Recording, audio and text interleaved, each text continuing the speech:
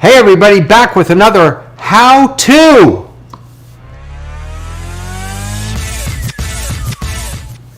So we have all been living, I think, on social media and YouTube, and the question I want to talk about today is how do we, wait, my phone's ringing, sorry, how do we capitalize on YouTube to engage our communities? How do we use YouTube most effectively to engage our communities? Let me start by just sharing with you that I've been a part of, or I've been able to be attending some of the trainings for Elevation Church, which is a really large church, and they've really kind of leaned into this digital space and how they can engage their community even though they can't be together. And one of the things that I learned is that all of their digital pastors, all the people who work in online space, they've told me that about 20% of their time is spent on Sunday mornings during services, and 80% of their time is spent during the rest of the week. Now, if you ask any rabbi or cantor or educator, most of our energy, I think, not most, I shouldn't say that, a lot of our energy is put into prayer and inspiration on Shabbat or on the holidays or during class times. But what do we do, not one-on-one, because we all spend lots of time one-on-one, but what do we do for our whole community outside of those designated times for prayer or learning to engage them, to enrich them? So I want to suggest to you today 3 different ways that we can use YouTube to leverage and build and sustain our communities during the in-between times, right? This is not for Shabbat. This is during the week. This is any other time other than services. All right, let's take a look at the first one. The first one is why aren't my pop-ups working? I have all these pop-ups that are not working. Oh my Lord, and oh, I know why. Because I think they're over here. Hold on, yeah, there they are. So the first one is how-to videos. How-to videos. Hey, Rabbi, how do I put up a mezuzah? Hey, Cantor, I want to kasher my kitchen, or I want to have an aliyah, or I want to do Hagbah, or I want to lead this, or I want to read Torah. How do I do that? Why don't we create how-to videos? How-to ... is one of the most searched terms on YouTube. The more how-to videos we can create, the more views we'll get, the more engagement we'll get, and then when we are able to come back together, people will be able to use that knowledge. In fact, think about this.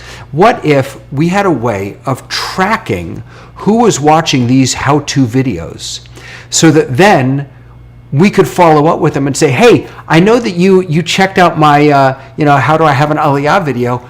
Would you like to practice? Would you like to have an aliyah?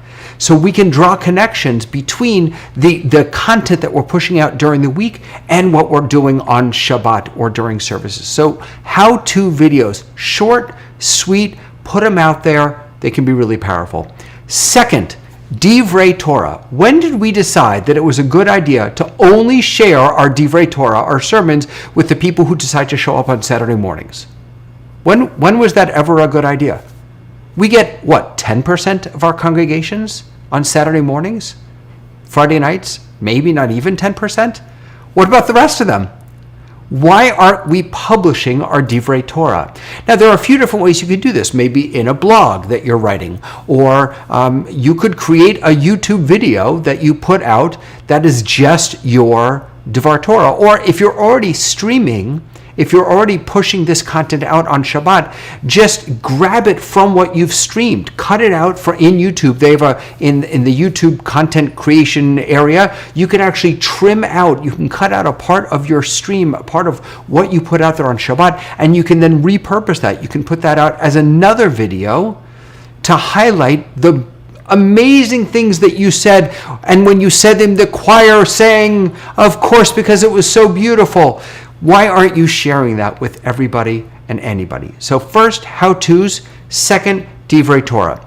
And the third thing is the life of. This is a little bit like vlogging. And this to me is the hardest one because I rarely think that the stuff that I'm dealing with every day or the experience that I have are worth sharing. But they are, probably. Some of them. One of them.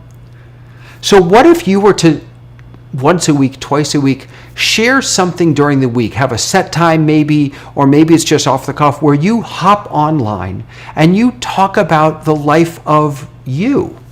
Maybe an experience that you just had that really touched you, that really moved you. Maybe, I don't know what else. Maybe something that you learned in your own studies. Maybe something that you saw that really challenged your way of thinking. Or maybe something about you or your family, a struggle you're having, an exciting accomplishment you just made. People love hearing stories. And we as clergy, we're storytellers. We are storytellers. So why aren't we telling more of these stories? I want to encourage you to use YouTube. Don't put all of your eggs in the Shabbat basket. Shabbat for sharing digital content. The Shabbat basket is amazing and beautiful, but there's so much more that we can do during the week using tools like YouTube or Facebook or Instagram or any of them, TikTok. There are so many more things that we can do, so many more ways that we can reach our congregants. Maybe it's a how-to video. Maybe it's a Divrei Torah that you recently gave. Maybe it's a blog. Maybe it's just the life of. What you want to share is valuable. So why aren't you sharing it? That's today's how-to. How do I leverage YouTube to build my community? 3 ideas. What are your ideas?